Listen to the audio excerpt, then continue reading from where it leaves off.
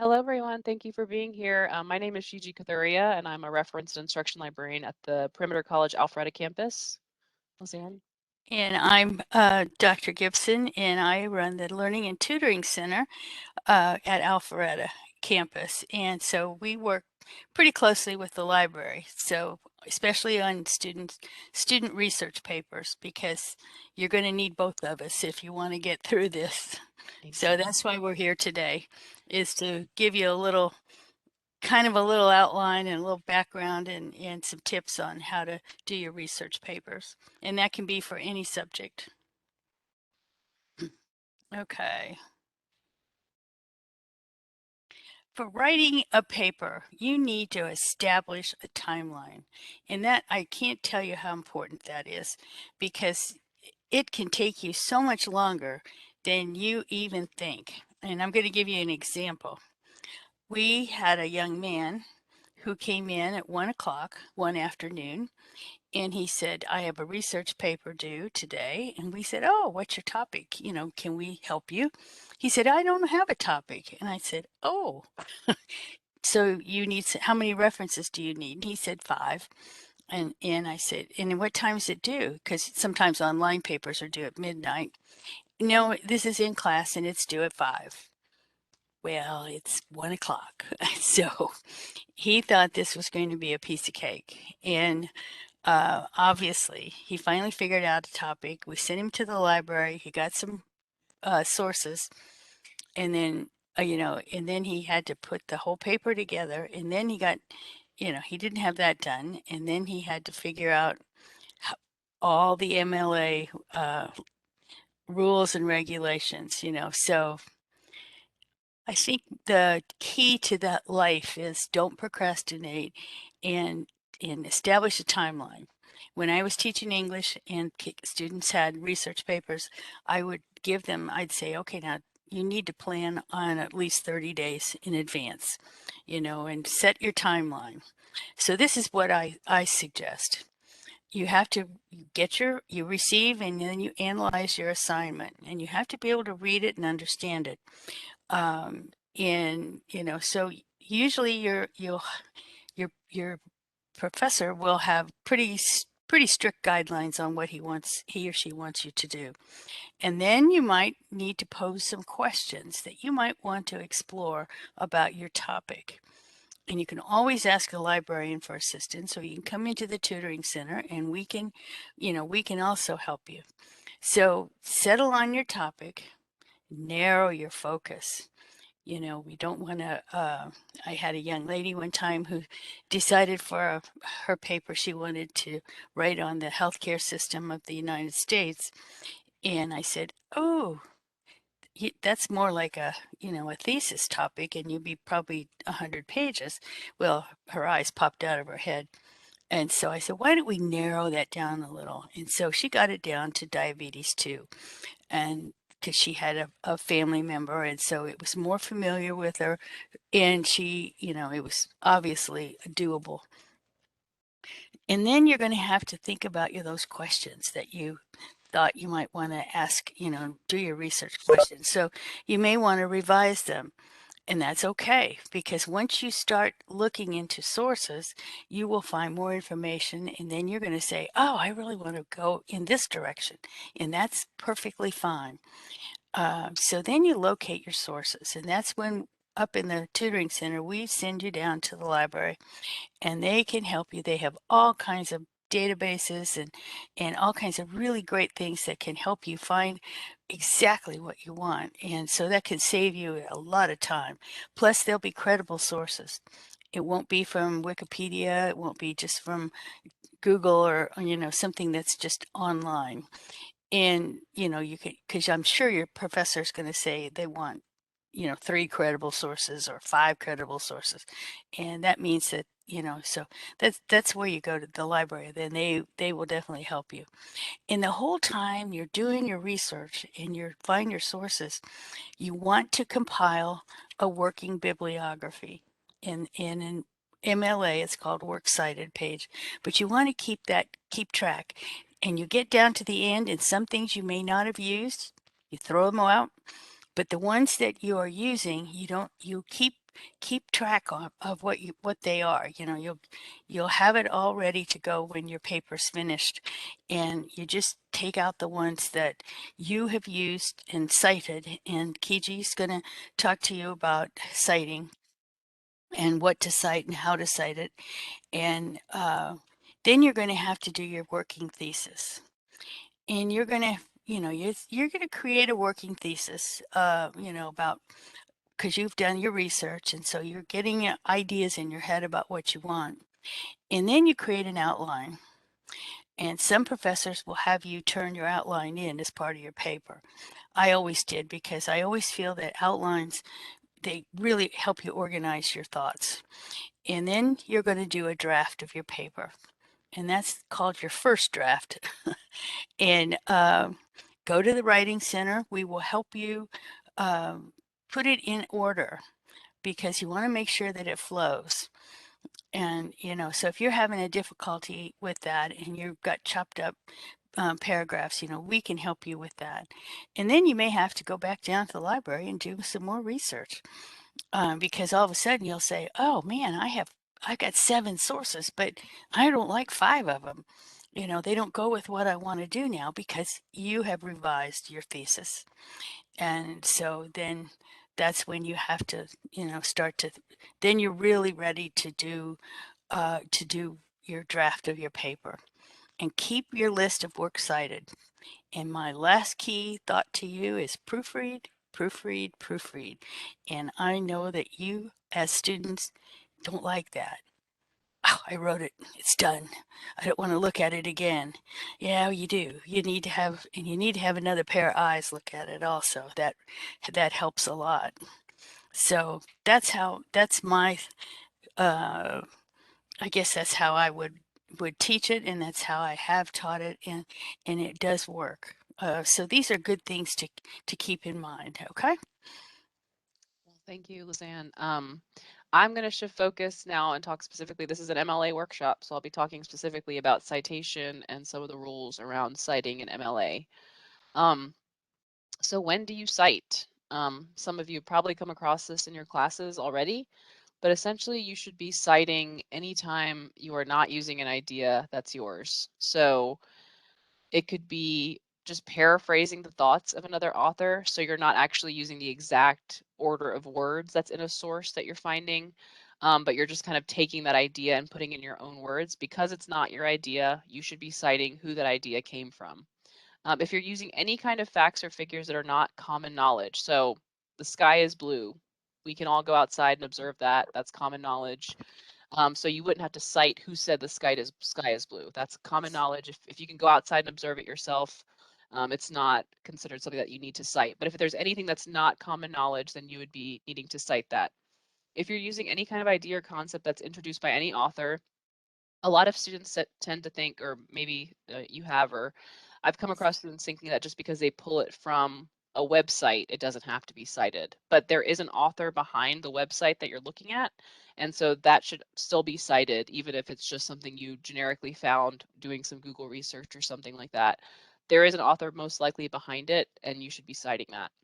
Or like the most common form, if you're using the exact words of an author in your paper, if you're putting any kind of quotes around somebody's words, then of course you'd be citing that as well. So here's a fun little chart from the Purdue OWL, and I'll be talking a lot more about the Purdue OWL in upcoming slides, but here's a fun little table of what should you be citing this. So is the information or opinion your idea? Yes. So if it's 100% your idea, and you have not published the information anywhere online before, then you do not need to cite it. So that's probably the most straightforward one. If the information or idea or opinion is not your idea, so we're going to go to the right of the first box and go down. Is it common knowledge? Yes, then you don't need to cite. If it's not your idea and you're copying the source, then you would cite it in a variety of different ways, like I just talked about, either as a quotation, as a paraphrase, or as some kind of summary of what you found. Essentially, you are telling your readers and your professors that you have found this information elsewhere, and you're signaling to them, this is where I got my information from. It gives a lot more credence to your argument if you're citing other authors. People think that everything has to be their own idea for it to be considered a good paper. But that's 100% not the issue. you are actually giving more credence to your argument by crediting authors in your work and giving them the credit for these ideas when you're citing. So why do we cite? It's just good practice as a researcher in today's, field and society to give credit to others when they have ideas, but it's also required of you as a student at Georgia State to cite your sources. It's actually written in the policy of academic honesty at Georgia State, and one of the bullet points of academic honesty is to not plagiarize. So any form of presenting your work, presenting another person's work as your own work is considered academically dishonest and could lead to some sort of penalization from the university. So it's definitely important to not only know when to cite, but to know why you cite. And it's partially because it's your responsibility as a student to give other authors credit when you're writing your paper. You can get Yes. exited from school if you're caught doing this. And then that's on your record forever academically.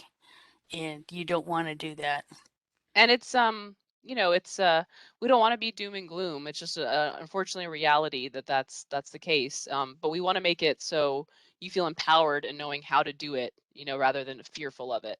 It's okay to give authors credit for their ideas. You don't have to have 100% of your own ideas when you're writing a paper. If anything, it's quite welcome for you to cite from a lot of authors when you're writing your paper, because again, it gives your argument a lot of credit, especially if you're citing from really high quality sources, which me and the Learning and Tutoring Center can help you kind of work from and find.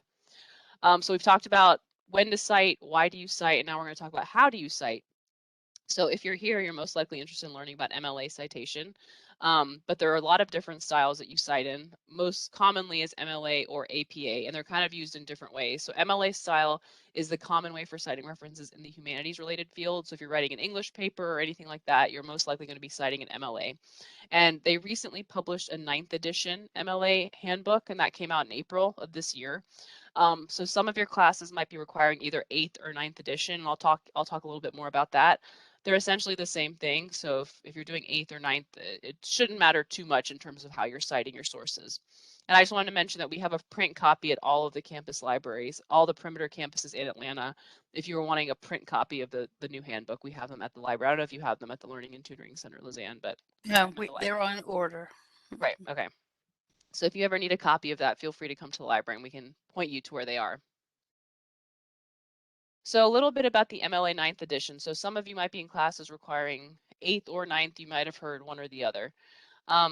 They're, like I said, they're essentially the same thing. The 8th edition really overhauled a lot of how you cite an MLA. So the 9th edition is just expanded guidance on how to format some of your citations based on the 8th edition. And it basically comes with expanded examples. So it has like a lot more obscure, if you're citing from social media, how to do it. If you're citing from a particular like YouTube channel, or, they've tried to expand the guidance of how to cite certain things. If you're kind of sticking to citing just general web pages, general journal articles, a lot of that has tended to stay the same between the two editions. So if you have any questions about either, you're welcome to contact us and we can kind of tell you what the guidance is, but there is a general format between the two editions that you shouldn't have to worry about knowing which edition you have to use. I'm trying to think of some specific examples. So it looks like the 9th edition, the 8th edition said you had to cite, let's say you were citing like a social media account. The 8th edition said you might have to cite their username, whereas the 9th edition suggests citing the person's actual name rather than their username. So there's like some very, very subtle differences that have been established between the two, but in general, the two are very similar. So you're not going to be in too much trouble whether or not you use the 8th or 9th edition. Excuse me, I have to call. Excuse me. So if you were to come to the reference desk right now and say, how do I cite this? Me as a librarian would probably pull up something called the Purdue OWL. Hopefully some of you have heard of that and have used it actively in your own research, but it's a free online resource hosted by Purdue University that gives exact guidance on how to format your citations according to MLA style. The GSU library also hosts a research guide on how to cite an MLA. I can actually drop these links in the chat. Should you have not heard of either one of these, please feel free to click through them and look through them. if you ever need free online guidance on how to cite an MLA, then I highly recommend using both of these sources to kind of give you the official word on how to do citation at MLA. If anybody ever has questions or anything, please feel free to interrupt me. It's a casual workshop, so if you have any questions, just let me know, but I'll keep talking otherwise. So I like to also use the MLA Style Center. That's kind of call it for the weird sources. I had a student contact me. They wanted to cite like the Spanish translation of something, and it was like there was something obscure about it. So I actually went to the MLA Style Center because there's some of the more lesser known sources. How do I cite one issue of a comic book, or how do I cite a movie poster, or something like that. So the MLA Style Center is also a free source out there to kind of give you guidance on how to cite. So I'm just going to drop a link in the chat on how to cite a TikTok. You may not need to use that, but hey, it's fun to know how you would cite that should you need to. So feel free to look at those links in the chat in terms of where to go when you need guidance on how to cite effectively in MLA. So now we're going to talk a little bit about in-text and works cited basics. So in your paper, you'll have two places where you're giving citations in MLA format. First is within the text of your paper, which is called an in-text citation. And this is the general guideline you would use to do the in-text. So if you know the author name and the page number from where you're citing from, it would just go at the end of your sentence as the author's last name and the page number. Now, oftentimes, if you're using like an online resource, there may not be a clear-cut author to list. So in those cases, there is a rule that you do the title of the source. So most commonly would be last name, page number at the end of your sentence when you're giving credit to that author, like we talked about. Or if the author is unknown, you would give the title of the work in quotes and in parentheses. Those are the two most common ways I would say you do in-text citation when you're writing your paper. Sorry, I clicked next, but that didn't work. Here we go. So there's a few different ways to do in-text citation. So there's one called a do you want to talk a little bit more about this, Lizanne, or did you want me to talk about it? No, go ahead. It's a good, this is a good brush up for me because we haven't had any research paper people yet. So this is good. Got it. Okay, great. So there's signal phrases. So when you're writing your paper, let's say you make reference to the author in the sentence. So you say, Smith said, blah, blah, blah. You don't have to then give the author's name in parentheses at the end. You can just then give the page number. So that's kind of a signal phrase. You're signaling the name of the author before you even give the in-text. You can also just do the traditional parenthetical reference. So you're just making a generic sentence. Companies can monitor X, Y, and Z. Okay, Lane said that, but I haven't said Lane in the sentence yet. So you would put the full Lane 129 being the page number in parentheses at the end of your sentence. And then the period goes after that. Mm-hmm. And like I've said, when the author is unknown, you just are signaling what the title of the work is to the readers who are reading your paper. So essentially, you really just in-text is just a way to signal to the reader, hey, I didn't come up with this idea, Lane did, and here's where you can potentially find more information at my works cited page at the end. So now we're going to talk a little bit about works cited. So we're doing the in-text, which is like in your paper, in the paragraphs, we have in-text citations. And then at the end of the paper, you're going to have a full works cited entry. So the most common two questions I get as a librarian are how do I cite a journal article and how do I cite a page on a website? So those are the two I'm going to specifically talk about now. But when you're citing a works cited entry as a journal article, you actually need all these pieces of information that I have up on the slide right now. So you need the author name, title of the article, title of the journal, volume, number, what date it was published, what pages it's on, and if you have it, what database you got it from and what the URL is. So I have an example of one at the bottom of the screen for Ashley Banks's article. Excuse me. So you'll see MLA has a very specific way they require you to list that information. You put the author's name as last name, comma first. You put the title of the article in quotes. You put the title of the journal in italics, and so on and so forth. You list the volume number in a specific way. You list the issue number in a specific way, etc. So like Dr. Gibson was saying in the beginning, it's important as you're doing your research to keep track of all these pieces of information. You definitely don't want to be stuck at the end of writing your paper being like, oh my God, I have to find all this information. And Well, or you have to go back and look it all up. I mean, exactly. So you want to keep track of this information as you're doing research. right. And I'll show you that databases often will pull together the citation for you. So we'll talk a little bit more about that as well. So yeah, it's just like a lot of little tidbits to keep up with, but unfortunately you need all this information to have an effective works cited entry, especially if you're citing from journal articles. And then like I said, the most common other source that I get questions about is how to cite a web page. Because a lot of, professors do allow you to use web pages a lot in your citations, some more than others. But that one's a little less detailed because sometimes you can't find as much information on websites. So if you have the author's name listed, that's required. If you know the title of the page, which most websites do, you'd put that, the publisher, the URL, and the date you access it, if applicable. So at the bottom of the screen for what is food security, I have an example of what that would look like in MLA citation for a website that I'm citing from. For this website in particular, I could not find the author's name. I did all of my due diligence to make sure there wasn't an author name before I eliminated it. And then you put together all the information from there as you can find it. So like I said, so I think I have it on the next screen, how it all goes together. Well, maybe not, but some works cited basics are essentially just having a separate page where you have the full entry.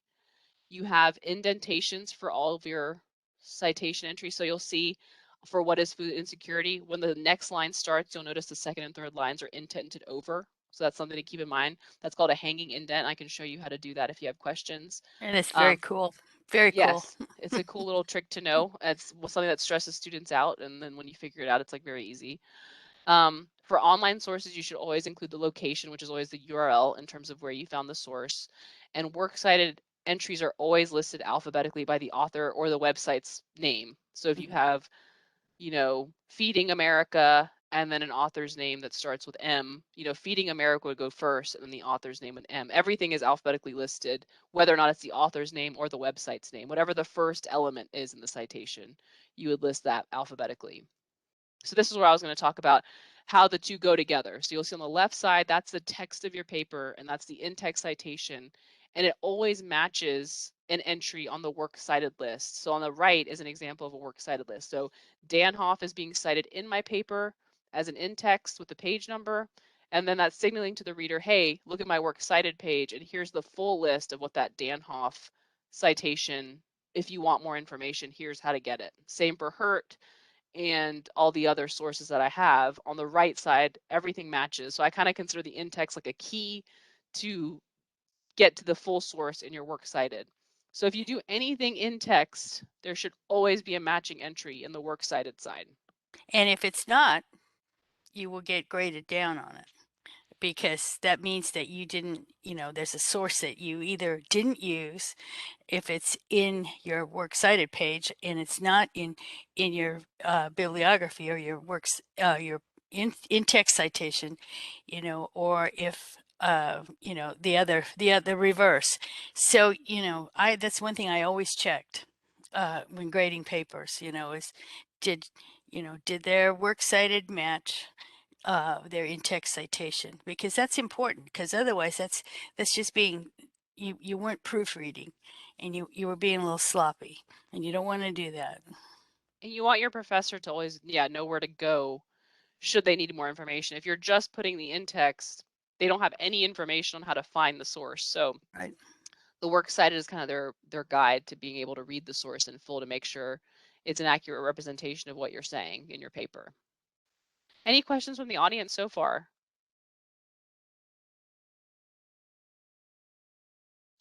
So often databases give guidance on how to cite in a certain style. So I'll do a demo of that in case you don't know how to do this. But if you're looking at an EBSCO database or any of the library databases, there will be like a button that says cite, and you can click on that and usually get guidance on how to cite an MLA. Excuse me, before you move on, let me ask you a question, because Oh yes, I'm sorry. so you read something in a book, you're citing the book. You don't remember where exactly you got the information, but this author said this in this book. So Right. how do you go about you know, citing that if you don't remember like which chapter or what page they said it? So it's very, very important to first take notes on like Mhm. what all the bibliographic information is for a source. I teach a tool called Zotero, which I'll talk a little bit about. I'm doing a workshop on it tomorrow, but it's kind of like a bookmarking tool. So if you're searching and doing online research, you can actually just save sources. And even if you don't end up citing it, it's still there saved. So I'll talk about that. Secondly, if you were to talk to a librarian and give us general information about the source, we could help you try to track it down. Okay. So if you're like, there was this book, it was published in, I think 2010, and I think the author's name was this. Librarians are pretty good at searching, so we could try to help you track down what the book was. Okay, like And take for then, instance, we always learn about crashing. I'm in second language acquisition, and okay, Stephen Crashing is one of the sources big that we authors. always cite as Okay, say as talking about you know the hypothesis theory, the input hypothesis, and we always cite that. But then we might know which book or what year, you yeah, know, but maybe I never read the book. Maybe I just read, you know, something that I might have pulled up online, or maybe, you right. know, in our textbook, the textbook reference to him saying such and such, So, and you want yeah, to I cite understand. that. Mhm. Yeah, unfortunately, there's no like you're exempt from citing it because answer to your question, essentially, we would have to track down um like the original source. If there's ways to get around it where you can cite a source that's citing that source. Does that make Mhm. sense? So Right. if I forget, I don't know the author's name, but let's say, you know, Smith is citing this core author of yours. Mhm. There's a way for MLA and APA, any of the formats, to give credit to the original author being cited, even if it's from another source. Does that make sense? Is that kind of getting So at we what you're say, saying? so we're gonna say something like Smith quoted Crashing Yeah, I saying, forget what exactly MLA says to do. Like I would have to look mhm, it up. I don't know if you remember Dr. Gibson, but um there's a way to like basically, yeah, like you're kind of giving the breadcrumbs, like it's from this source, but it's actually citing this other source. Well, it's primary and secondary sources, right? right, right. Right. Yeah, but Hmm.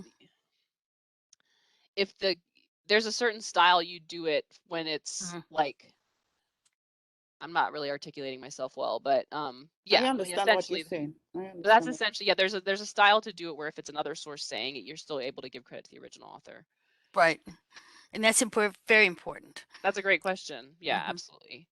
Other questions? So like I was, yeah, so most databases will give you guidance on how to cite. I always take that database or whatever reference list, it's a works cited entry, and I always open up the Purdue OWL next to it and compare the two just to make sure, because it is a machine generated citation. Just because it's there doesn't mean it's like 100% accurate. EBSCO told me to do it, so it's fine. You have to kind of compare it, and Purdue OWL is a really great place. You can just open your two tabs and make sure they did all the capitalizations correctly. They italicize the journal name, all the little fun rules and tips and tricks that MLA And requires all you to the do. punctuation. Exactly. Yeah. But I think it's a great place to use, hey, I don't really know what issue number this was. Like EBSCO will tell you, okay, it was issue number 2. So it's good to use, but you're still kind of required to double check it to make sure it's been done well. It's kind of like when you have your word check, spell check in your computer, and yes, it's a word, but it may not be the right word. So those are things that you as the writer are going to have to check and make sure that it is correct, because you know technology does not have necessarily, there's not a grammar teacher in your computer telling spell check what to do. Right, exactly. So like I've said in a few different ways, you can pull this information in a number of different ways. So from the article, you can just pull that full list of things that I said you had to get, the author's name, the title, all the things. You could get all that information manually together and put it together yourself. That tends to be very laborious and take a long time. Or you can pull it from an existing library database and then just compare it to the Purdue OWL like I just showed. And when you're pulling together a website, you kind of have to do your due diligence.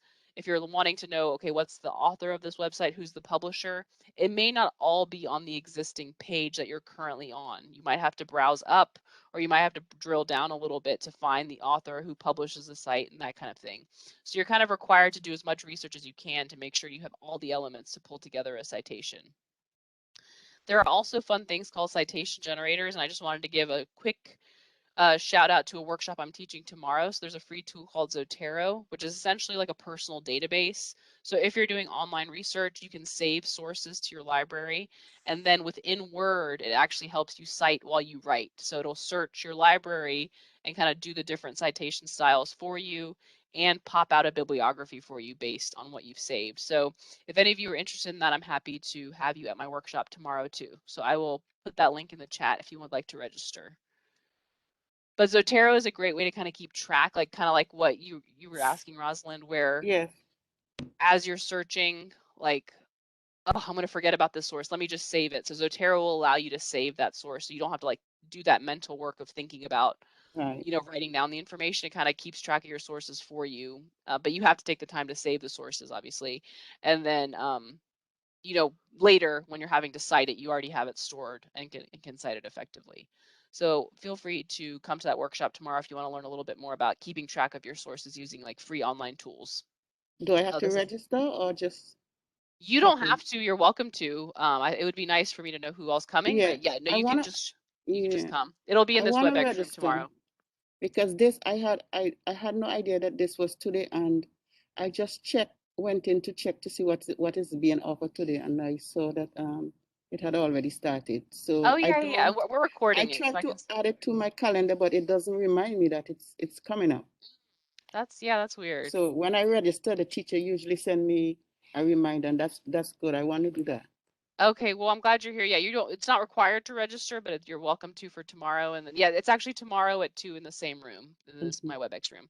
So I want to take a couple seconds to, let's see, share my screen now just to show you how to pull together. Let me see if I can't do two things at once. So let me just share my screen first. So are you all seeing the library homepage? Hopefully. No.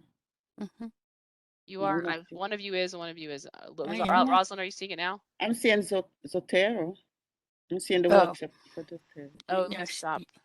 Is my thing frozen?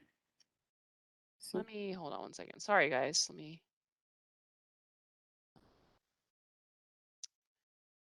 Could it be my website is frozen or something?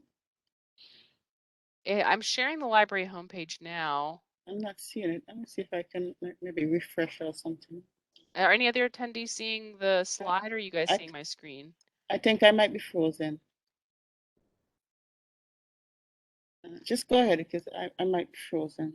Okay, so if you're using our library homepage for citations, so if you're just doing a search here, this is called Discover. Let's just do a search on college students and stress. Why not? We're all probably a little stressed right now. So if you're doing research on a particular topic, Discover is a great place to go to do searching on that. And then what I was talking about with citations is if you find an article that you want to use, over here on the right will be a cite button. And most databases will have this kind of button to help you cite your works, in whatever style you're citing in. So I I'll see you scroll now. to MLA. I see it now. Oh, you see it, great. Yeah. So because the 9th edition just came out, a lot of the databases will still be showing 8th edition. But like I said earlier, essentially they're all this. There's not a whole lot of difference between the two. So you're not going to be in trouble if you're using this. So essentially what I would do, like I said, is I would look at this and compare it to the Purdue OWL. So I dropped that link in the chat. But if you go under Purdue OWL and go to Formatting and Style Guide, and then to electronic sources, this will give you guidance on how to cite an article from an online database. So if this is the article, sorry, there was a lot of pop-up ads on this silly thing. I would just look through piece by piece to make sure that the citation I'm pulling from EBSCO follows this exact formatting. Oftentimes in EBSCO, this one doesn't have it, but they may put the article title in all caps, which is not accurate. It should be kind of considered title case. So you want to make sure that the capitalization follows what the MLA style guide says to do. And from there, if you feel comfortable after comparing it to this and thinking that everything looks accurate compared to what the official source says, then you can take the citation and paste it into your Word document. So let me open up a Word document and paste. So earlier I was saying if you need help with doing a hanging indent. So if you're looking at this citation and you're like, okay, these aren't moved over the way I should be having them indented. So if you put your cursor to the left of the second line and right click and click paragraph, under special you can change your indent to hanging, and that will move all the lines over according to the format of how you should be kind of formatting your works cited entry. So that's a little tip I feel like I often show students in like the 10th hour of the last hour they're writing their paper and they're freaking out about how to do these things. That's a good just tip to know. And you can do the same thing in Google Docs as well. I think it's just under like a menu at the top rather than under the right click. So if you're in Google Docs as well, you just go under the special, like under paragraph and then special indent, and then you can kind of do the hanging from there. That's essentially all I had to show. Are there any questions from anybody or anything else I can show from the library website in terms of how to cite? If you're using, oh, sorry, go ahead. Go ahead. No, you're fine. I was just going to ramble. Their student had a question, I think. Okay, I can't see the chat. Let's see. I don't see. No, I don't either now. But anyway, like I was saying at the very beginning, this is when you really need to, if you have a source and you think, yeah, I might use that, write it down and get it into this format, because once you finish your paper, you're going to look at that list of sources. You're going to say, oh my gosh, where did they all come from? And like you had said earlier, Rosalind, where did that come from in this book? What page? And so these are things that you just, you almost have to do an annotated bibliography as you're moving forward, so that you can remember, because you may have looked up some of these things, a couple of weeks before you're writing your paper. And so, that it helps you to, it's a little bit more work, but in the end, trust me, it will pay off. Yes, absolutely. Let me go back to sharing our contact information. Pardon. Sorry, I don't have it pulled up. It's the wrong one. Share my. Okay. But any one of the tutoring centers, and I know some of you are from Dunwoody, and I don't know where Giselle, Rosalind, and there was somebody else that was on, they're gone. But anyway, each campus has a tutoring center, and the tutoring centers work hand in hand with the library. So, it's going to be, between all of us, we can definitely help you. And I just want you to take advantage, because we're here. Yes, we're happy to I'm help. between Clarkson and Atlanta. So right now I'm in Atlanta. So Okay. Well, Clarkson has a good tutoring center. It's very big. And I don't know, Atlanta has a writing center, correct? And then they have a math, they have a STEM center downtown. Yeah. So in the chat right now, I'm dropping, if you needed, I know a couple of you are here for extra credit for your class. So I dropped a link called the Certificate of Attendance. So if you fill that form out, then I'm happy to make a certificate for you to show your professor that you attended today. And if you'd like to give us feedback on our workshop in general, then you can click the last link that I put in the chat. I think they're on this.